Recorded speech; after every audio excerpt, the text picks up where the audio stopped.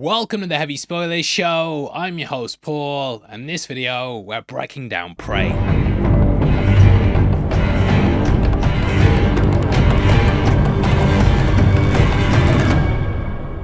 I don't know if this is cultural appropriation, but we're going to go through it with a video. And after surviving the Predator, I feel I deserve some leeway. Had to work through that though to get to Prey, which I feel is one of the best movies in the franchise. Sent straight to streaming because the prior film was so bad, this pretty much saved the series, and now we're back on the big screen.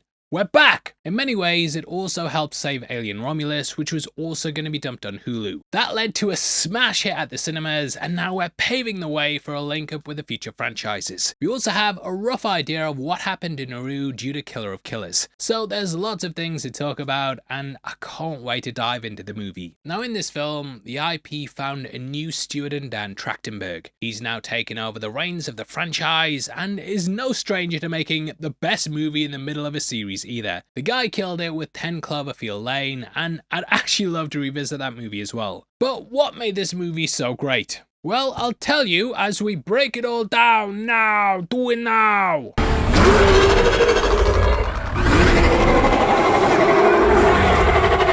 Now, to me, what made Prey so special is how we finally moved on from those same environments with the military or mercs. Things had always been set in the modern day, but after the ending of Predator 2, we knew that the Yucha had visited our planet for several centuries. This was expanded upon in the opening of Alien vs Predator, where we saw the Yucha hunting xenomorphs in the time of the Aztecs. That's actually the next film that we're going to visit, so make sure you subscribe, but we'll do those two next, and then do Killer of Killers before moving on to Badlands. Now, though the movies had stuck to the modern day, the comics had explored several historical periods. This included the age of the pirates and the US Civil War. We even saw Predator hunting in the time of Jack the Ripper, and it felt like there was limitless potential. Trachtenberg had noticed this as well, and felt like the gun at the end of the Predator 2 was a neat thing to explore, and this movie does kind of decanonize the original comic. There it debuted in Predator 1718 and belonged to the pirate Raphael Adolini.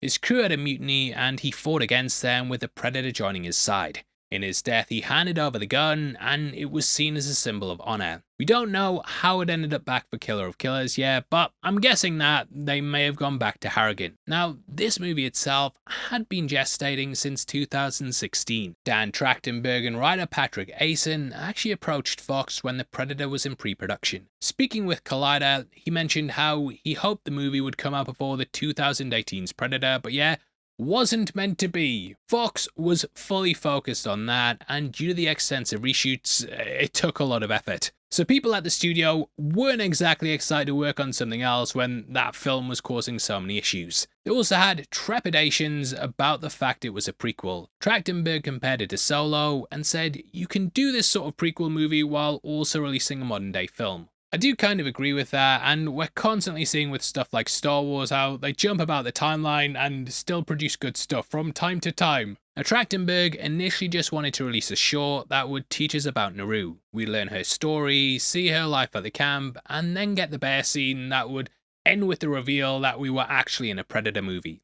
This would then spin off into other stuff, but obviously the studio were nervous about that as well. Honestly, I feel like Fox just had no idea what they actually wanted to do with the property, and initially Shane Black was also supposed to start his own trilogy. This came off the back of the failed attempt at a quadrilogy that would carry on from Predator 1 and Predator 2. They also wanted a sequel for Predators as well, but everything just got mothballed. So Prey was kind of an afterthought and a sort of final swing at reviving the series. Trachtenberg was really pushing this as a small personal story though, and to make it sweeten the deal a bit, it would have a very limited budget. So it was less risky than those other attempts. Trachtenberg took inspiration from Billy in Predator 1, and beyond just being a Native American, they give some other little nods.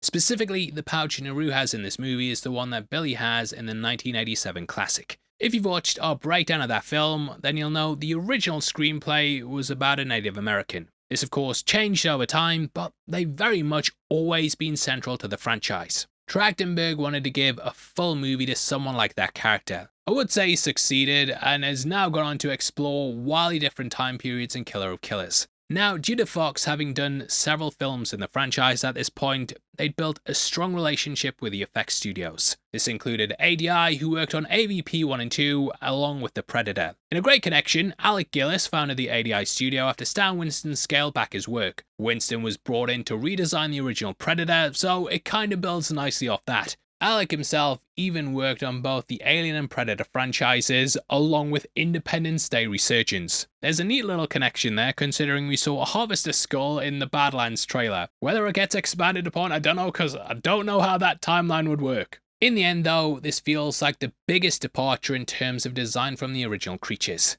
The Predator feels much more primal than what's come before, and this is in every element of its design. The director said how this was the aim, and why it actually wears less armor than any other iteration. He wanted to make it scarier than all the ones we'd seen before, but also still have that advanced tech. Gone is the plasma caster, but it's still by far and away better than anything the humans would have around this time period. But what makes it stand out is that it doesn't have the traditional metal biomask that we've seen in the other movies. It wears a skull, which was a superb choice to make it look even more menacing. Inside it though, you can see some of the tech. Some fans have shared theories that this is actually the skull of a river ghost from 2010's Predators. Considering they were based on the Amengi, it's a nice nod to the greater lore. Dan also said how they wanted it to wear its trophies as opposed to having it on their hip. This is also mirrored when we see Big Beard wearing the animal skin later, which I really like as it makes a connection between the two enemies of the movie. Now, unfortunately, the production ran into issues and was shut down due to COVID.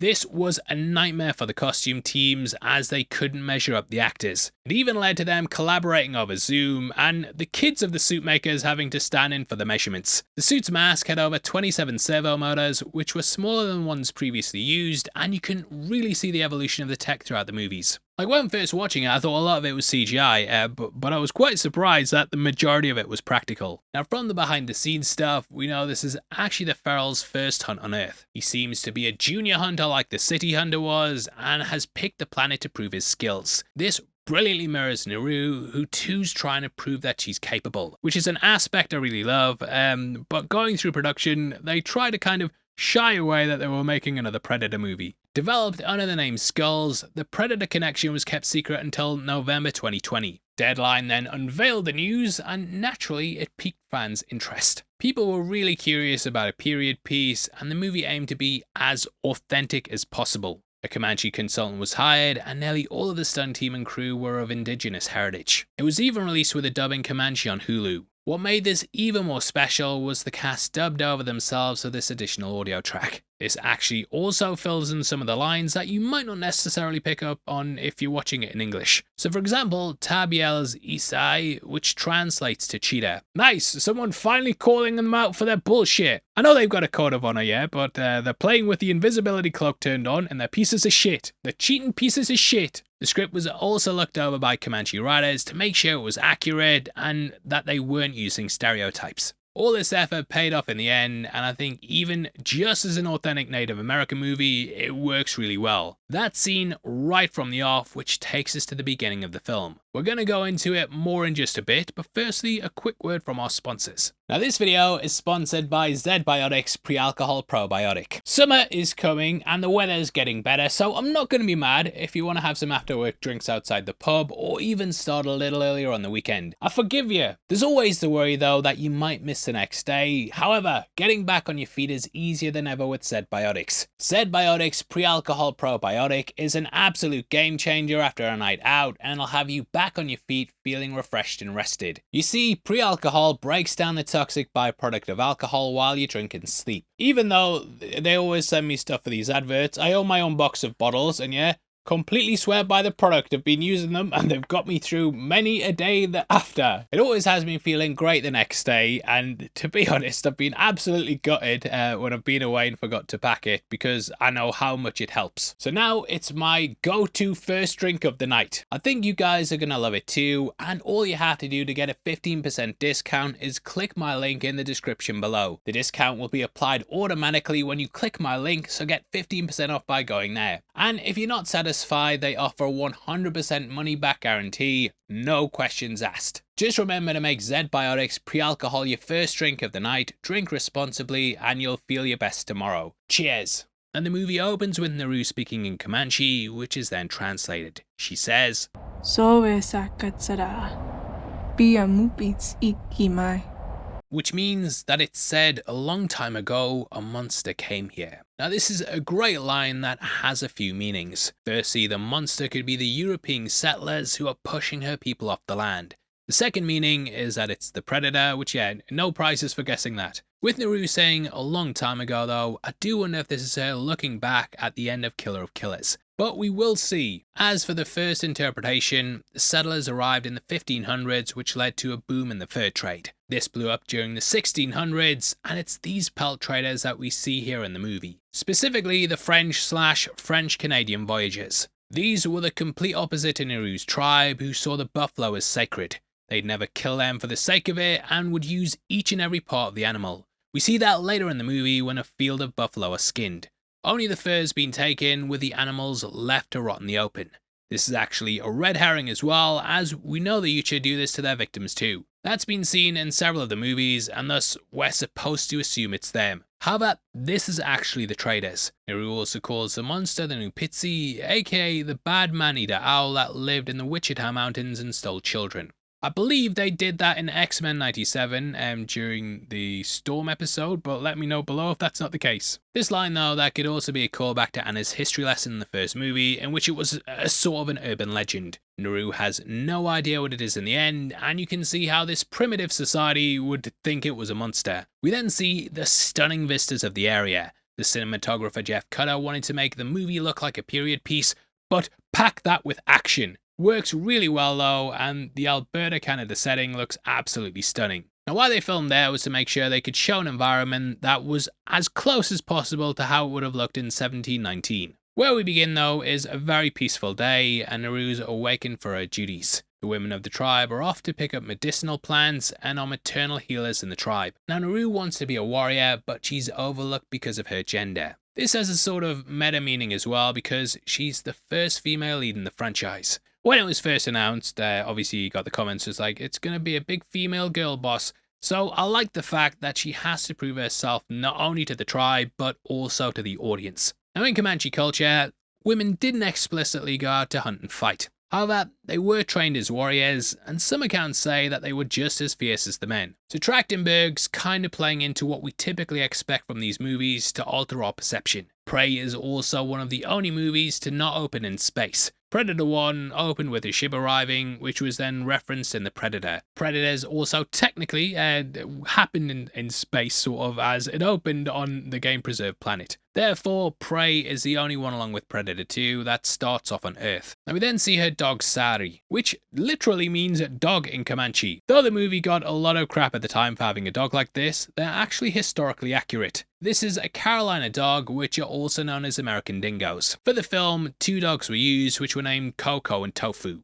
Tofu was said to be the better runner, and thus they were used for the deer scene and basically all of the action. That's Tofu right there. The stunt animals were also adopted 2 months before shooting, which did cause some trouble when filming. However, they got everyone involved, everyone loved it, and I mean, how could you not? It's a bloody good doggo. When discussing why he included a dog like this though, Trachtenberg said he was inspired by Mad Max 2. That franchise would go on to inspire Predator Badlands and is clearly well loved by the director. The dog was originally going to just have a very small role, but it was then expanded when test audiences responded well to it. Because it's a bloody good doggo. Now though she joins the women, we see how Naru clearly just wants to train to be a warrior. Spotting a mark on a tree, she then heads out to practice axe throwing. This was initially left by her father to cut down breadroot, and was basically her dad forcing her down this path. However, her using it like a weapon here is an act of defiance. Having to do this in secret, she yearns to be one of the warriors, but spots a trail of a white-tailed deer. A whitetail.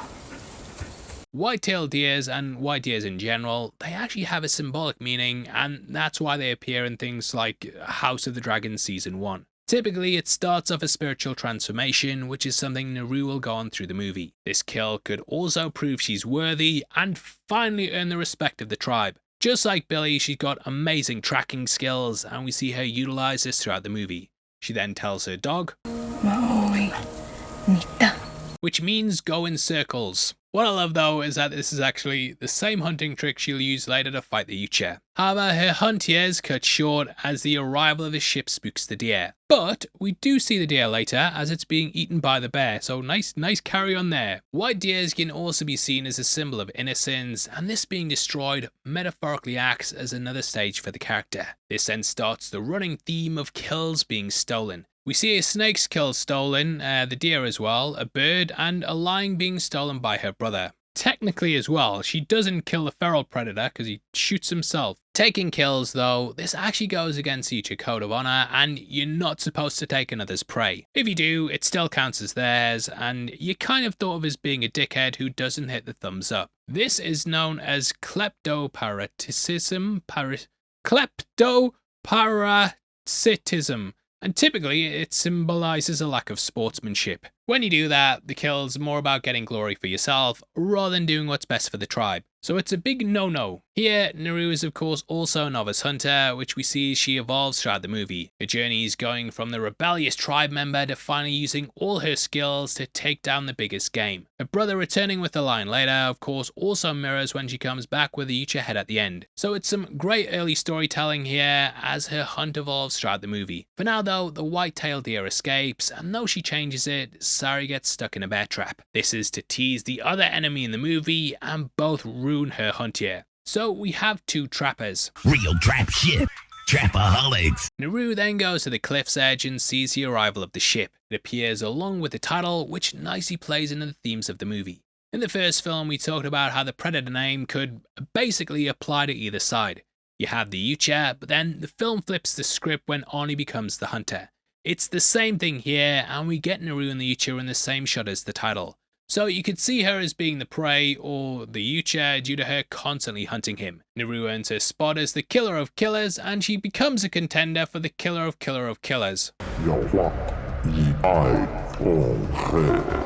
You might notice the title font is also the same as Predator 2 and Predators. And Naru has no idea what the ship is and initially thinks it's a Thunderbird. This is a Native American deity which varies wildly in its meaning and customs. It symbolizes divinity, strength, and power. However, Thunderbirds also signal the beginning of a great hunt. Because of this, I wonder if it's appeared to her people in the past when predators have visited the planet. A great hunt would then have followed, and you can see how this legend would have been passed down the line. We then get our first piece of dialogue beyond the opening as Naru's brother Tabe mentions his kutamia. I butchered that, but he's talking about how he had to go through the mud and his bowstring got wet. Not only does this foreshadow his sister having to escape via water, but she also goes through a muddy swamp. This in itself is a callback to Dutch, who did the same thing to survive the creature. I even felt like the mud bath might have been a misdirect on first watch, because you think that's how she's going to beat it. Either way, both Naru and the feral predator's stories are mirrored as they yearn to prove themselves. They're each on their own Kohutamia, with the role in society at stake. You really think you're ready? You want to hunt something that's hunting you. Here though, we see the fundamental differences between the siblings. He takes her kill, as we mentioned earlier. She was waiting for the perfect time to strike, whereas he rushed in without any thought. Because of that, it lands on the other side of the river. He outshines his sister initially, but in the end, she's the one who goes to collect it. Which is pretty much her entire arc in the movie. Hey, work smarter, not harder. So now they have to go out and get their bowstrings wet, just like the story. The sibling rivalry and camaraderie is a fantastic part of the movie though. Dakota Beavers does a brilliant job at portraying her brother, especially when it comes to the action. He adds some gravitas and is sort of the prodigal son, which can often make a character a dick. But yeah, he does really well, and as part of training for the movie, he actually took horse riding lessons. He also received primitive weapon training, and this is something we see later at the camp. The Comanche were also apparently experts at fighting from horseback, and he was trained in the same way they were, which we see when he fights the Ucha. Oh yeah, I had to get rid of the paint because I had to answer the door and then walk the dog, and I looked like a bit of a nutcase.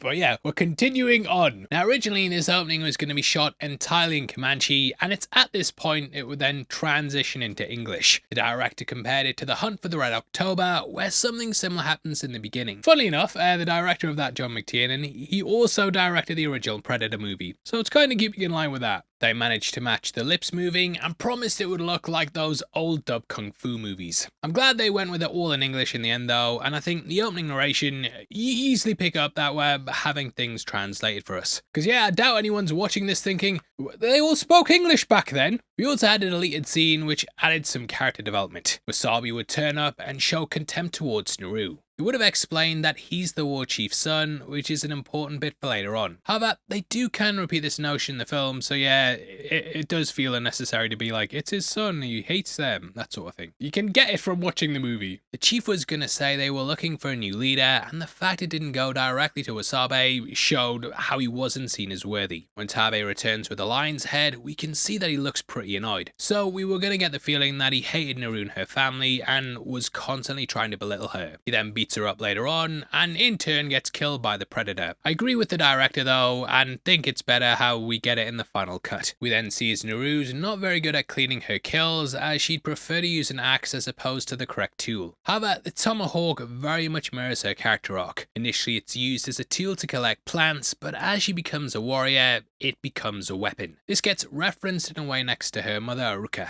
She says that even smart things are hard to train, implying that Naru's unwilling to settle into what the tribe expects of her. I liken her to like an unblooded Yucha. Yeah, she's just desperate to show she's worthy and go out and fight something that's hunting her. Just like the young predator sent to kill xenomorphs, she's on her own path to become blooded. The Yucha would mark themselves with alien blood once they got a kill, and she of course does this at the end of the movie. The term blooded originates from several rituals, and typically people would go on a hunt with their parents, kill their prey, and then they take the blood and basically wipe it on their face. The difference in how she's treated versus her brother immediately becomes clear. He's praised for taking out the bird, especially in the current windy conditions. Despite him acting rash, he's lifted up and praised when his strategy wasn't sound. He tells his sister that she should have listened to his story, and this is him basically saying she needs to be less headstrong and actually work with the tribe. She was sent out to get something, didn't, and now won't be given bigger jobs. They want her to prove herself, whereas she's just like, just give me the top hunt,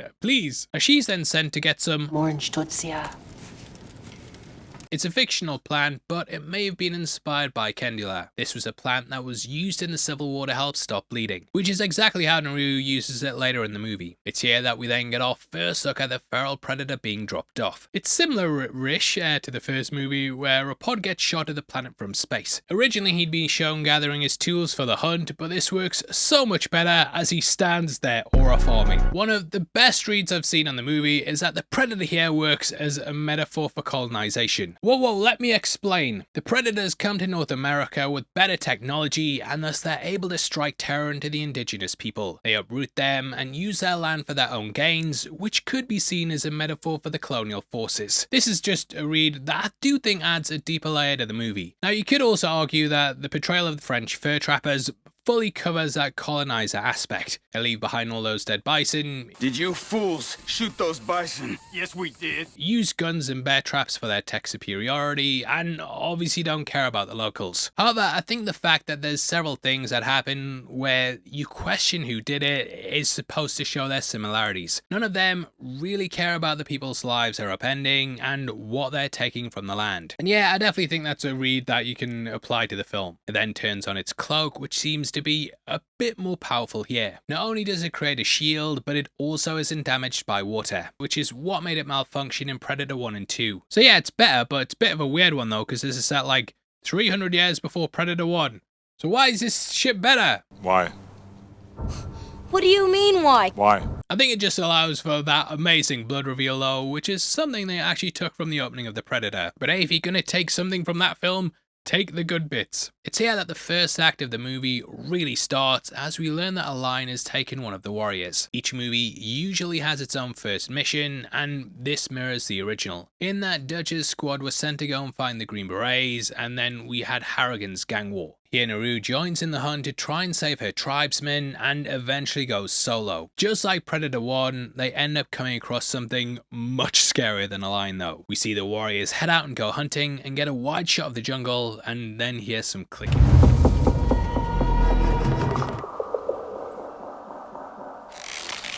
I felt like Billy, scanning the tree line, hoping to spot a glimpse of the predator. Also similar to how Mombasa did the same thing in Predators. There we had a glimpse of him in the trees, but here it's completely absent. The movie does flip expectations a lot though, which I think works really well. You think you'd see a predator here, and later think Naru will be hidden by the mud. Just keeps you guessing and constantly subverts from what's come before. In a good way, not a Rian Johnson way. The disrespect for her is on full display here though, as they say. They don't need a cook, but her brother fights in her corner. However, the failure here to kill a lion makes her brother doubt her. They say how warriors should avoid falling, which foreshadows her fall into the swamp. Now the next scene shows the food chain in action, and it's Yautja figuring out who dominates the planet. He wants to kill the best of the best of the best, sir, and observes everything from the bottom to the top. We see an ant climb up the cloaked Yautja and then get eaten by a mouse. That's then eaten by a snake, and that's then killed by the wrist blade, and the Yautja initially may even think that that's the top of the food chain. Kinda mirrors it studying the scorpion in the first film, and it later goes to war with a wolf. That's right before it tackles a human, which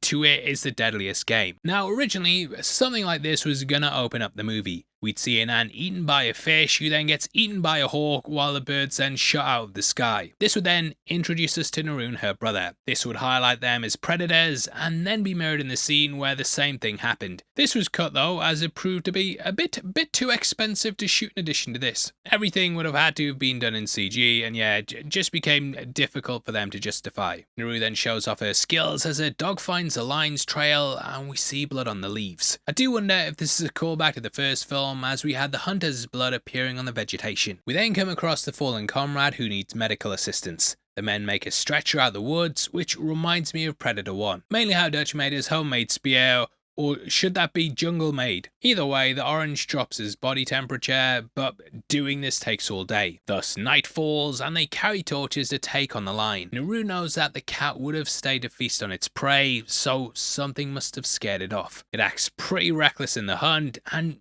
puts itself in harm's way. I always felt it was panicked, kinda like the boar that we saw in Predator 1. We know from Dutch and Royce that torches can also confuse the predator's heat vision. So being unsure of what's going on here, maybe why it doesn't intervene. It may also be studying whether the lion or humans are the strongest and thus staying its hand until it knows for certain. The whole sequence though reminds me of Billy tracking the Green Berets who were skinned and tied up in the jungle, especially when they discover the skinned snake. Even the snake moving was a jump scare, just like Billy seeing the bodies. Looking up and seeing the blood's also similar to Predator 2, as Danny looks up near the start of the movie and sees a hanging gang member. This was also riffed on in Predators when Edwin was found hanging upside down in the beginning. The tracks are dismissed as just being bear tracks, which foreshadows us getting that epic bear scene later. We then watch as they descend further into the darkness. The big wide shot really lets us see how small the humans are as Naru follows the tracks in the dark. What I've always loved about the Predator is that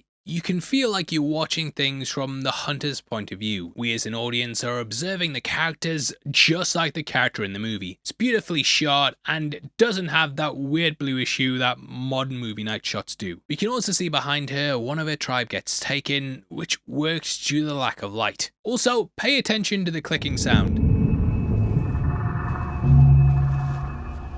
Really makes it feel like a horror movie, which is what the original had as well. To me, it was always like a slasher flick disguised as like a sci-fi gung-ho action flick that you didn't really feel the full fear of because of how big the characters were. These guys are clearly out their depth though and stand absolutely no chance against a predator. Naru's clearly worried about what's out there, but she also makes her way to the lion's den. She suggests using bait, but she's told a hunter doesn't do this. We get some bait and climb up and wait for it. A hunter doesn't wait, he hunts. Now, though the Predators typically haven't done that, if you go watch Predators, yeah, they do use Danny Trejo as bait. It's also a line that calls back to Brackett in The Predator, but I might be reaching there. She did mention, though, that the Yautja are not predators as they hunt for sport, whereas predators hunt to survive. It hunts people for sport. Technically, it's not a predator. It's like kind of a... Thank you. A hunter. I said the same thing. I said the same thing earlier. But look at you. The French also make a mistake later in the movie as they use Naru and Tabe as bait. This leads to the predator kicking their ass and the pair not being targets due to not being good sport. She also mentions climbing trees, which is often where the Yautja observe from. This is something Dutch also adopted, and he also used a bow and arrow just like Naru. But Sylvester Stallone did it better. Her brother then hypes her up and says, "When the lion comes, you tell that thing, this is as far as you go."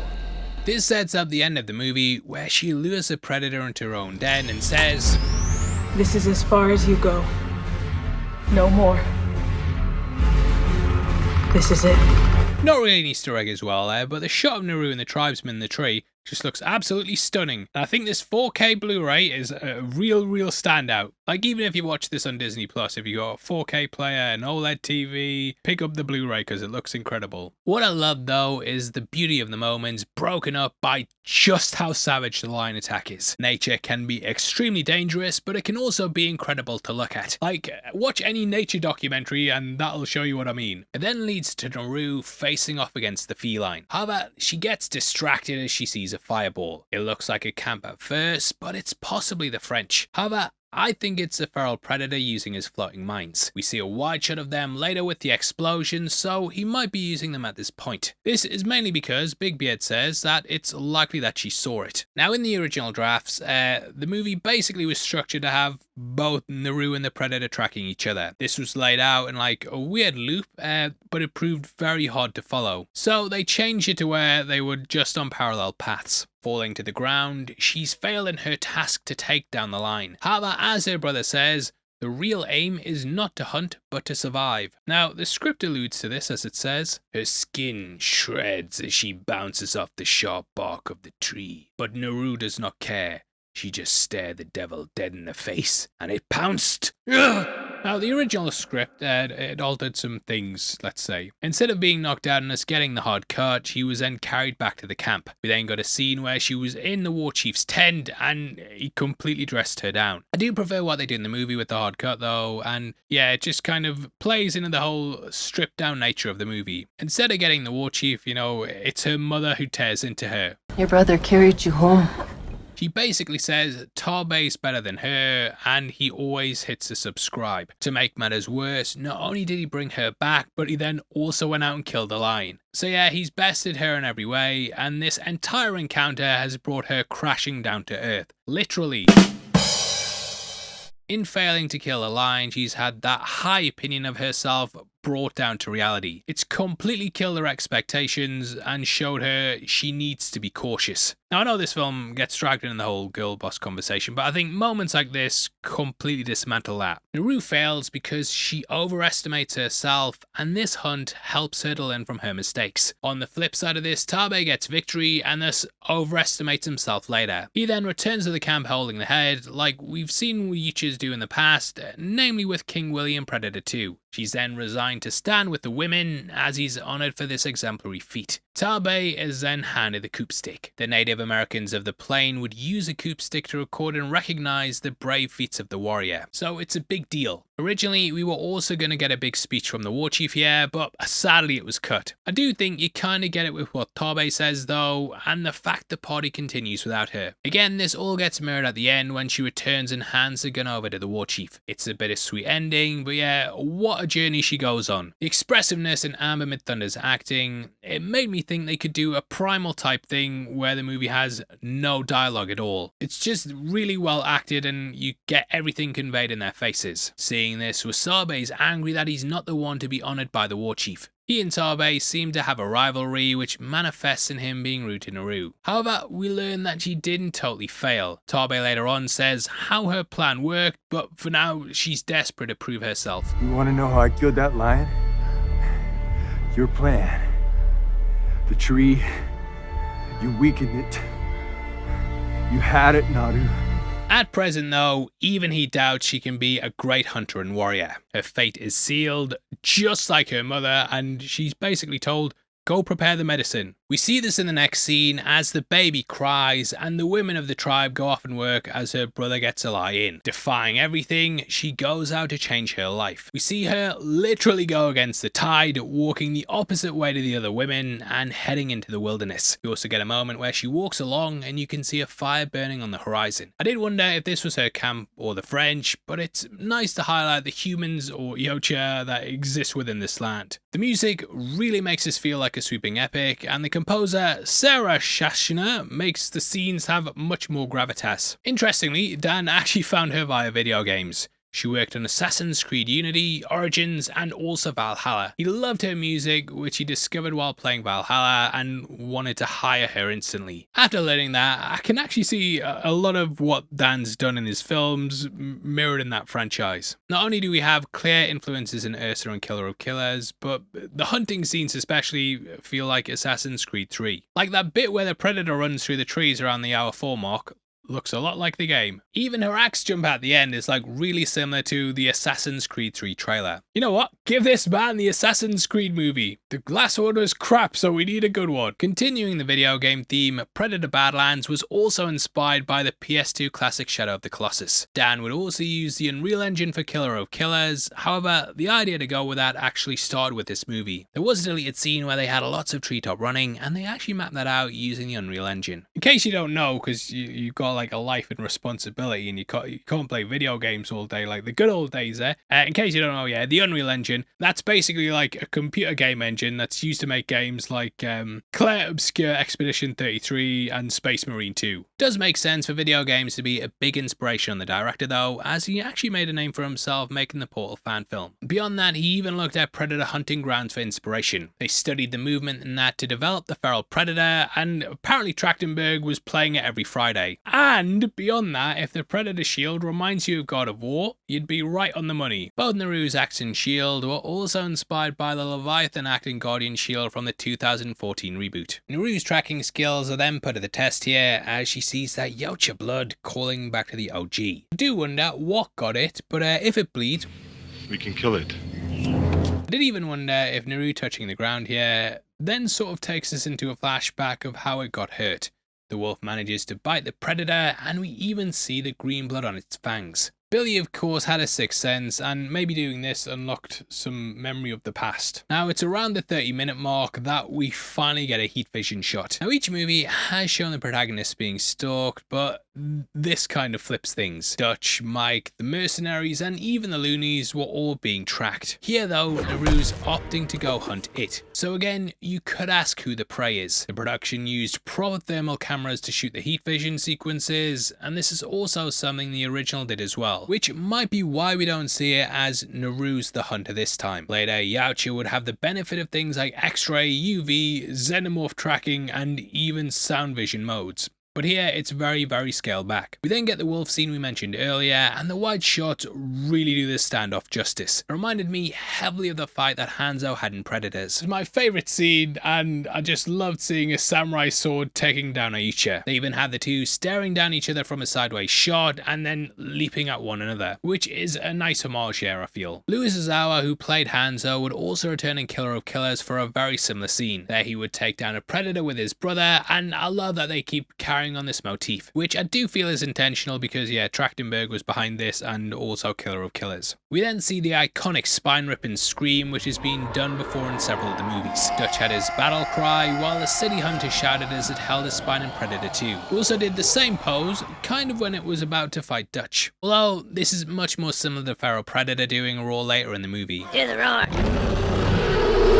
Although that looks easy maintaining, that beast mode roar mate was very tough on the guy in the suit. This weighed 80 pounds, and even holding the armor for 5 seconds was a bit of a strain. On top of this, he was sweating throughout the day, and in the water scenes, they were absorbed by the foam latex. Just made things even heavier. However, Dane De La Guerra would perform all of his own stunts like a complete badass. Now we then cut to him using the disintegrator gas on the trophy, and this was used on poor old Billy's skull in the original. It's then added to his belt, and it's neat to see a predator hunt something other than a human. Now, while we're considered at the top of the food chain, we don't necessarily appear like that, and he's slowly working his way up to understand how intelligence can be powerful. Now we then cut to a shot of a rabbit as we join Naru. It's a nice way to mirror the opening of the previous scene, and it highlights how the pair's journeys are starting to mirror each other's. Naru then practices using her axe on a rope, and she comes up with a new way to hunt. This doesn't have any real basis in history, but it's just Hollywood's typical rule of cool. It looks cool, do it. She learns that though, if you want to look good, then we're gonna need a montage.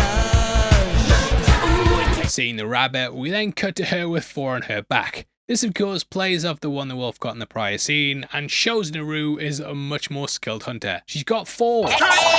She shouldn't be wearing rabbits though, mate. Like, if anything, she should be wearing our brand new Predator t-shirts from our merch store below. I'll move this out of the way. Get that the hell out of there.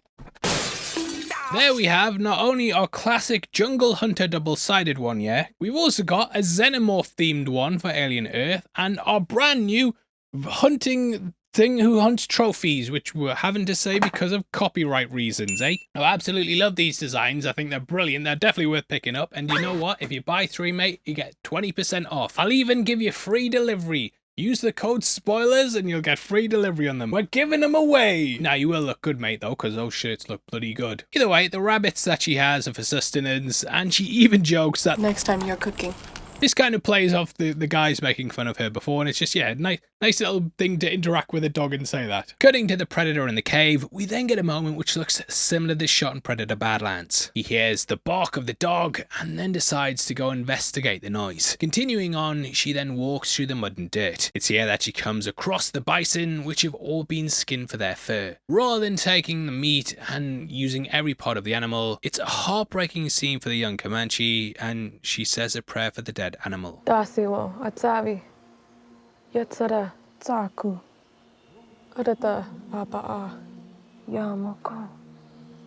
The subtitles state how she thanks the creator for its life and says for the buffalo spirit to fly well. This is what Native Americans call the Great Spirit. This is thought to be the creator of all things, and it's kind of similar to a Christian god, or gods in general. Seeing the cigar entrapped by the body is a great insult, and as mentioned earlier, hints to the dual enemy of the Comanche. Revealed to belong to the trappers, I did wonder if this was also a little nod to Dutch. He was introduced smoking a cigar, and Arnie puffed them heavily on set. So if it's a reference to that, yeah, it might not be, but definitely worth pointing out. We then see the feral predator literally walking in Naru's footsteps, and it picks up the cigar. So it's literally on her trail and mirroring her discovery of the land. Naru then reaches the swampy area that the men ran past earlier when they definitely avoided falling in. I love how we see firsthand just how good of a trap this is, but you instead think it's gonna provide her camouflage. We've had so many movies that are just remaking scenes from the originals at this point, like the requel is a whole big thing,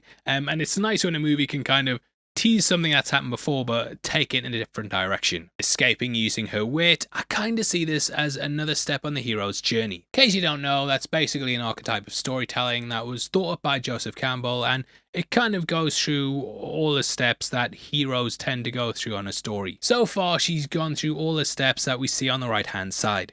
To me, this is the section where she's approaching the challenge, and then the ordeal comes with the arrival of the predator. Death of a mentor is also a key staple in a lot of these stories, which eventually comes with her brother. In a deleted scene, we also got a bit of foreshadowing of Naru's bow breaking. We get the explanation that basically it needed to be clean and dry in order for it to work. She even tries to dry it upon leaving the bog, but gets distracted by the dog, and then hears this.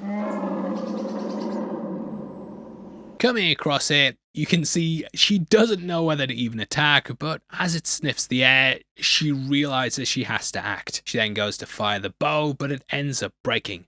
Later on, she tries to use the pistol, only for that to fail as well. This was done on purpose in terms of writing the movie though, not because she's crap. And in an interview with Inverse, Trachtenberg told them the exact reason. Naru's strength lies in her cunning and using the environment to her advantage, not through brute force. So seeing these weapons don't work for her, she has to think around doing other things, and eventually in the end, you know, she begins to rely on herself rather than other things around her. This then leads to a chase through the water when we see she heads to the dam. She's trapped in there, just like Dutch was inside the roots, with the predator then revealing itself. This all comes after a chase through some water, just like the original movie. The predator then rips the bear apart in front of her. So cool seeing literal blood drip down and reveal the creature, and yeah, instantly makes you crap yourself. That score as well, yeah, and I know I kind of touched upon Sarah before, but yeah, that's gotta be probably the best soundtrack since the original. I really love the theme the Predator has throughout, and it just ratchets up the tension whenever you hear that dun, In the end though, this is the second scary animal she's failed to kill, and once again her target's been poached. This time by the most powerful being on the plains. This sequence was also intended to be much larger with more shots of the bear. Things just came down to the budget, and they actually ended up using the dam as a cost-saving measure. The scene was supposed to go on for much longer though, but yeah, just having it here shrunk the budget down, but also gave us the same effect. Escaping via the river, it's again like Dutch escaping via the waterfall right after Billy's last stand. Shit! She then lets out a frustrated sigh as she comes across the warrior sent to bring her home. They don't believe that she saw the Ucha, but she says it looked like the legendary beast that we mentioned earlier. You saw a monster from a children's story? The Pia Mupitsi were basically a bogeyman that was said to take children that misbehaved. Basically to scare the kids into buying stuff from the merch store. She's asked why it didn't kill her, but the franchise has explained this several times throughout. Just like her tribe, she's underestimated in the predator's eyes and isn't seen as a threat. Ucha only want to hunt alphas. Typically, they'll avoid harming women and children, and only go after those who are seen as being a challenge. When we did our big breakdown on Predator 2, I did bring up how they avoid harming women, which got some pushback. That's because we had the pregnancy there, but I have read some stuff where predators will just disarm women or ignore them until they're attacked. I think it's kind of just what the writer decides to do, but obviously, they fought against characters like Ursa. There are some versions though where, they kind of hesitate, and even when Naru draws the pistol later on, it just walks towards her slowly, and you can read it as being like, oh, am I actually going to do it? Am I going to kill her? Actually, yeah, the Predator was a good example because their Bracket had a gun at Project Stargazer. She was then disarmed, and the Predator didn't attack when she was naked. You will see though throughout these films where even if guys put down the guns, Predator's like, fuck him, it's your man, kill him.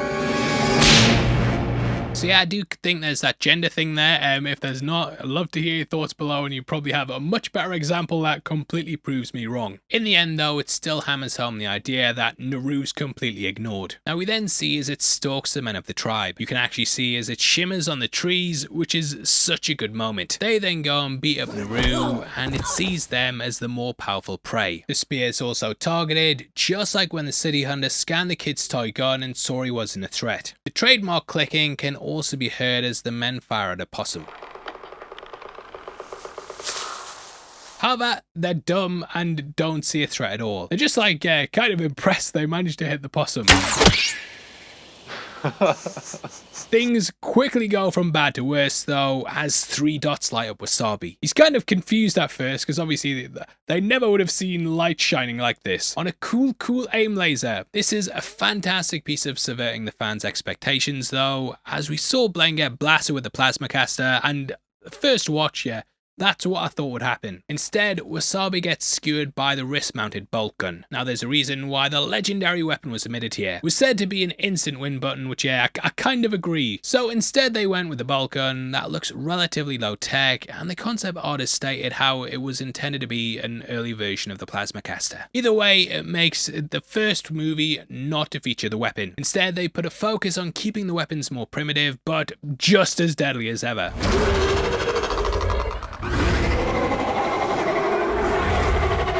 And there we get the roar of the feral predator as it reveals its face and helmet for the first time. As mentioned earlier, Dane DeLagaro is the actor under the suit, and just like this movie, it's a much more stripped back look. He previously starred in Sweet Home, American Horror Stories, and you may recognize him from Netflix's Running Point. They wanted to make him feel more feline-esque with parkour style movements. Parkour!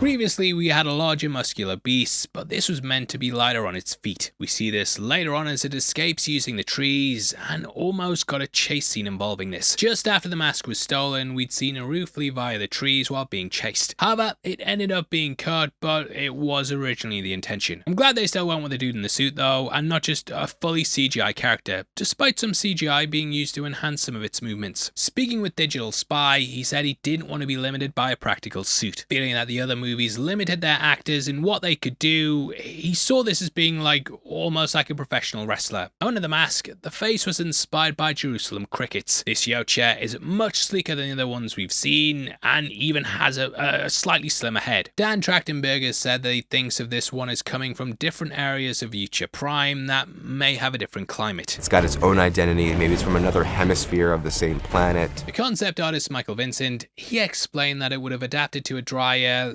more desert-like climate with waxier dreads and thinner parts of the body that would lose less water. He even mentioned how it was an omnivore, which is a very interesting change, especially as canonically they've eaten beef like what we saw in Predator 2. Seems he has a taste for beef. I didn't think he was vegetarian. It might even be from the sandy locations we saw in the Predator Badlands trailer, or even the Coliseum from Killer of Killers. We even saw that deck from Badlands had similar shuriken mines, and the Feral's tag has red on it like the swords, so potentially they're from similar tribes. I also love how the two guys look at each other and even try and come up with a strategy on the fly.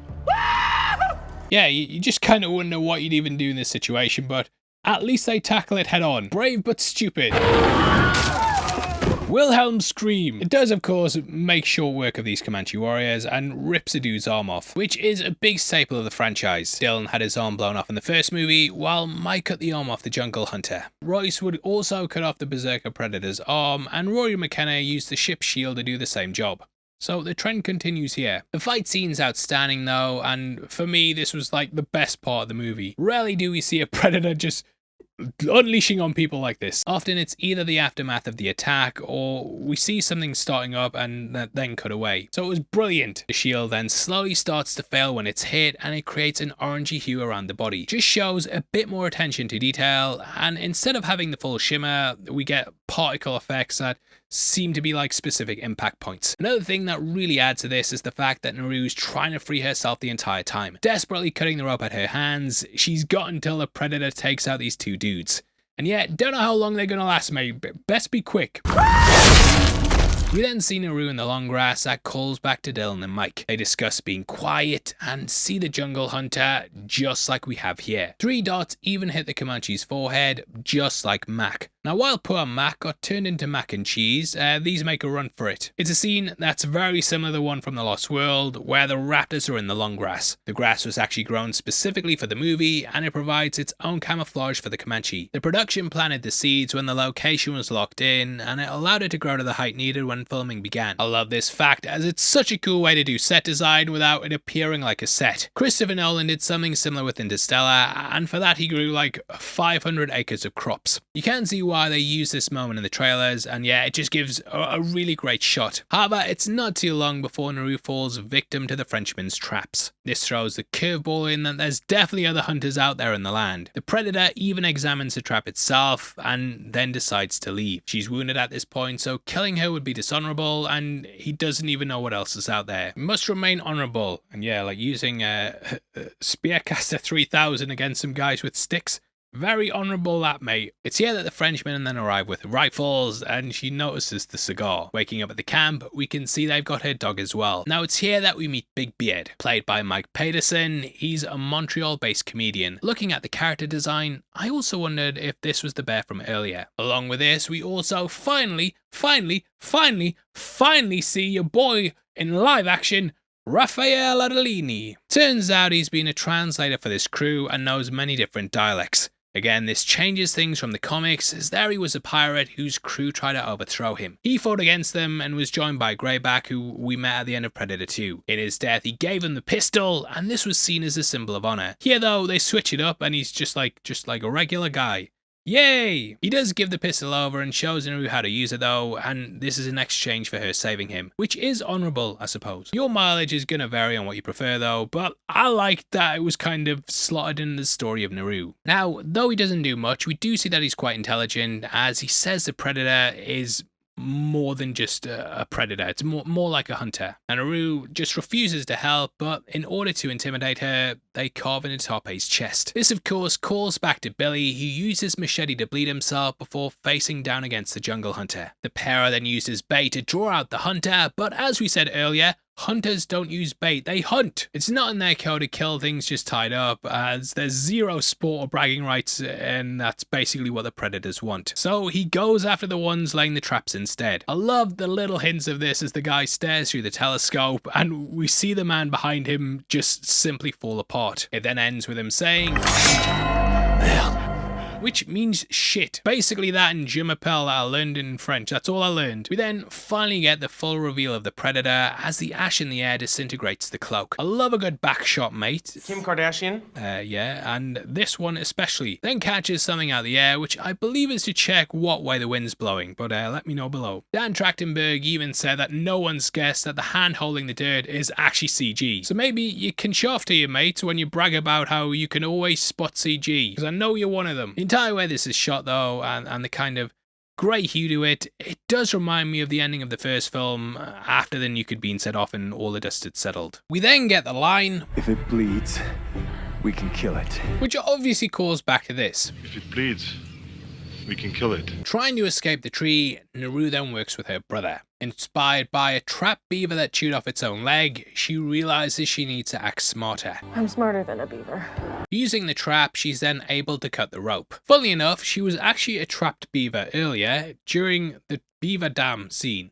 Predator is then trapped in a net. It's actually a neat callback to Predator 1, where Dutch's crew managed to grab it in one before it escaped. Like that film though, the feral predator quickly turns the tables. I love the net weapon he has himself, and just seeing it through the tree and knowing the guy was under it is a great way to let your imagination do the work. That's also mirrored in the tree trunk shot as well. There's not much you actually see in terms of gore, but it's done in a way where you completely get what happened. Anyway, the weapons used here include the netball. It's a grenade version of the net gun, and this looks even more powerful. Sort of builds off the ones in Predator 2 and AVP, which were used to tear into people slowly, though here it's way more powerful. The fight scene is a fantastic low-tech battle, and there's no automatic weapons, just muskets, and basically using melee stuff. Yeah, that just makes it fantastic. Cracks me up as well when they scurry to reload their guns after firing at a shield. Reload time ain't too good on them, mate. That's actually why they use bayonets in the first place, because yeah, such a fuck on, you're better off just stabbing someone. Overall though, I've always felt that the scene feels similar to stuff we saw in the opening of Predator Hell Come A-Walking. That even saw the Icha hunting on America as it took down US Civil War soldiers. We then get a guy try and fire at the creature, but it just ricochets and hits him instead. This nicely foreshadows the end of the movie and the way that Naru takes out the Predator. The Predator has the last laugh though, ha ha ha ha ha ha, as it's dropped its corner. That was my Predator laugh there. I know it was a recording, but that was a good impression I thought, and I'm leaving it in the video. Leave it in the fucking edit now! It's counting down to an explosion, just like the Jungle Hunter, but here we get some floating discs instead. It's actually very similar ones that we see in the Predator Badlands trailer. The team behind the movie said this was actually intended to be an homage to the nuke used in the original film, but they wanted something a little bit more low-tech. I think it works nicely though, and yeah, watching Naru walking away from explosion never looks uncool, that mate. She's so cool, she's so hot right now. She then heads to the camp to save her dog.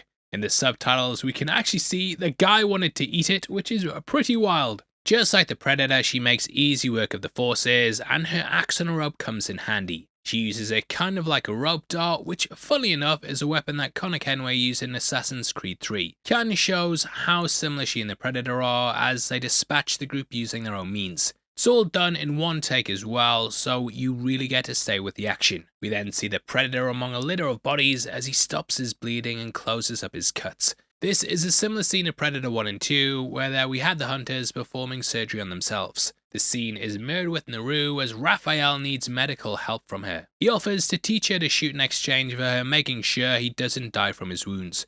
Whereas his comic counterpart was ready to die in battle, this guy ran away. Well, hopped away because he got one leg. But yeah, having a gun, that would be a massive turning point, as firearms were obviously also a big thing that helped the Europeans invade the land. It's here that she then offers the orange Totsia. As mentioned earlier, this lowers the body temperature, and I'm guessing that it does this by slowing the heart rate. Don't know, I'm not a botanist, and it's also a made-up plant. It does stop the bleeding though, and allows him to play dead. However, the Predator tests him, and it kind of reminds me of what the Predator did to Edwin at the end of Predators. Edwin was stabbed, which is also what the Predator does here. Guy's helmet then gets knocked off, and we see his bolt gun in action. Every shot goes to the red dot, so it makes manual aiming impossible. That's what you get for being a noob, mate. In the end though, it leads to Naru's brother's death, and he does cheat here because he turns invisible and then stabs him in the back. I like how you can hear the clicking though, and he basically retains himself as a threat so Naru can run. For the third time she's had to run, and ultimately it's the character's lowest point. or death of the mentor as it's known in the hero's journey. This often comes after entering the belly of the beast, which you could see as the French camp, and when she's then used as bait. Basically, it's like when they went to the Death Star and then Obi-Wan died. We then see as the news is delivered to her mother along with his head. This is the second time that a head's been brought into the camp, and we of course end with Naru bringing one as well. Now originally they did have some dialogue in the scene, but it was cut out to basically let the visuals tell the story. Washing the blood from her hands at the lake, she then spots Big Beard. Using him as bait, my, how they turn tables. She severs his foot using the same weapon that cut off Raphael's leg and leaves the rats to feast on him, which is a great moment. The gun's also left within crawling distance. It's here Naru puts on the war paint and monologues about how she's the true threat. Everyone underestimates her, but now she's using that to her advantage. Finally, she's used to learn her weakness as a strength. Being overlooked, she literally uses the orange to make herself invisible and is hiding in plain sight when the predator arrives. Big Beard has drawn the gun to lure him out, and she just basically waits and then shoots him in the back of the head and steals his mask. Which, yeah, simple but very effective plan. Now, in these moments, we see Naru whistling. This is usually a no-no in Comanche culture, as it's believed that whistling at night can actually attract spirits. However, I think with a predator seeming like a demon or a monster, then yeah, it makes sense to use a whistle to lure it. The throwdown is pretty similar to the original, with the Yucha being lured into a trap. It's shot at night with the snow and just looks incredible. She also knows it's gonna leap on trees and thus lines them with spikes to damage it. Again, channeling Connor Kenway, she jumps off the tree and hacks at the demon. This is up there as one of my favourite final showdowns in the franchise, as it takes the original and adds some new things to it. She ends up cutting off its arm, and this of course plays into the series tropes. Going to stab it with a spear, this then retracts so she can't make that killing blow. It looks a lot like the one from Predator 2, in which two versions were made. That was because they couldn't actually get it to properly retract, and thus had to build one that was already fully extended. Here though, they can do it no problem. Trapped with the shield, this moment riffs off of when Dutch was stuck between the claws. Also feels a bit like that moment in Fellowship, but I love the setup here as it gets closer to her neck. Naru then brutally rips off one of its mandibles and stabs it. This wasn't actually included in the original script and was an addition during production. Because yeah, I don't know how else she'd get out of this. Unable to go toe-to-toe with the creature, she then relies on her wits and cunning. I've seen people wonder how a small woman could go against a hulking beast and win, and they've used it as criticism for the movie. But it really works here as Naru has to use all her skills. Kind of like how in martial arts, your size isn't key, but it's more about your technique. Again, she uses being underestimated as her greatest weapon. Dan was inspired by sports movies where the underdog ends up winning in the end, and that comes across very clearly here. In the past, we've never really had a Predator movie where the protagonist is overlooked as much as this, and normally they all seem pretty capable and badass. That's of course why they're chosen as targets in the first place. But I love that Naru kinda has to earn that she's equal for it to even consider killing her. Using her previous failures, she then traps it in the swamp. She's taken a weakness and turned it to a strength, and now used her fall as a way to rise up. She then says, Come on. Do it. Harking back to Dutch, begging the jungle hunter to attack him. Come on.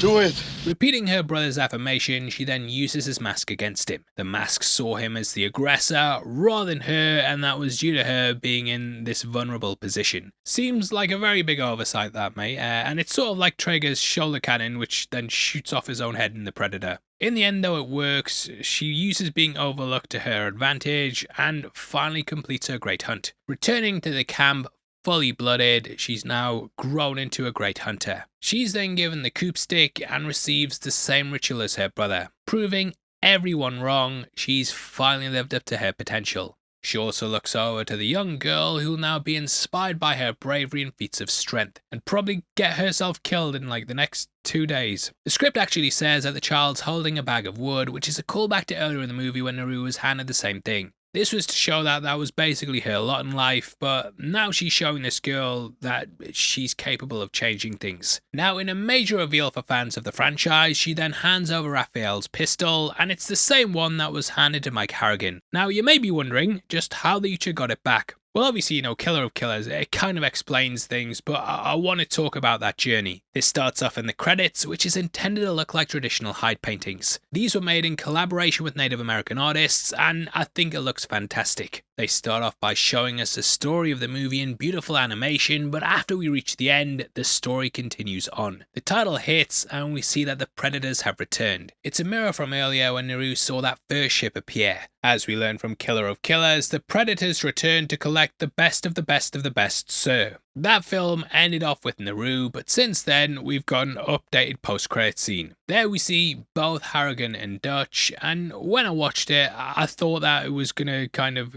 lead into that eventually. I'll talk about that more in a bit, but when I first watched this movie, I thought that ending could be an homage to Predator 2. I did feel like they were coming back to honour them and maybe meeting up with Naru to basically be like, good job, good work. You know, they have a culture of respect, they let him live in that one, and I felt like, you know, killing the Predator, they'd be like, congratulations. Mike's story actually continued in Drug War, and if you want to learn more about that, then check out our full breakdown on Predator 2. That's likely been retconned for now, as we do know he's with the Predators as well. Now, judging by what we know from Killer of Killers, it seems like after they survive, they're then taken to the Coliseum. This pistol appeared during one of those battles, and it's what we saw being used by the character Torres. Now, if they win that, it seems like they're put further into lockup, so it's possible that Naru, Harrigan, and also Dutch have survived their own Coliseum fight. Either way, it explains what happened to the weapon and how they managed to get it back. If you've watched our previous breakdowns as well, you know I've been theorizing for a while that we'll get a big Avengers style team up with all of the Predator characters. Looks like that might be coming true, and though it instantly ages those videos from like a month ago,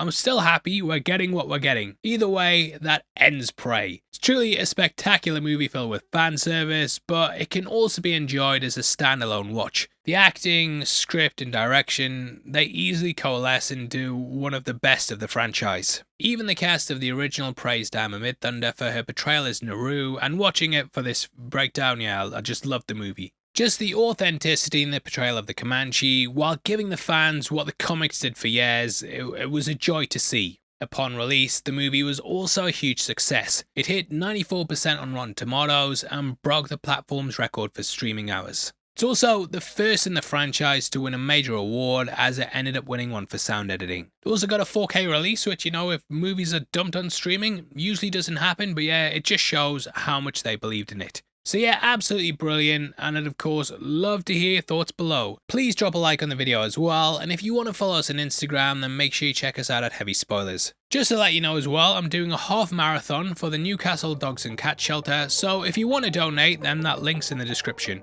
Did you know as well that members of the channel also get early access to videos like this every single week? If you click the join button, it's just 99 cents a month there, and yeah, early access to a video a week at least, and that's all the spammy asking for money stuff, but we really do appreciate you if you do that. Now, if you want something else to watch, we've got a breakdown of the Predator on the screen right now. Yes, the Predator. We've also got a breakdown of the new updated Killer of Killers post-credit scene, which is probably more enjoyable. So yeah, head over there after this if you've got any questions about it. Without the way though, huge thank you for sticking through this video. I've been your host Paul, you've been the best, I'll see you later. Take care, peace.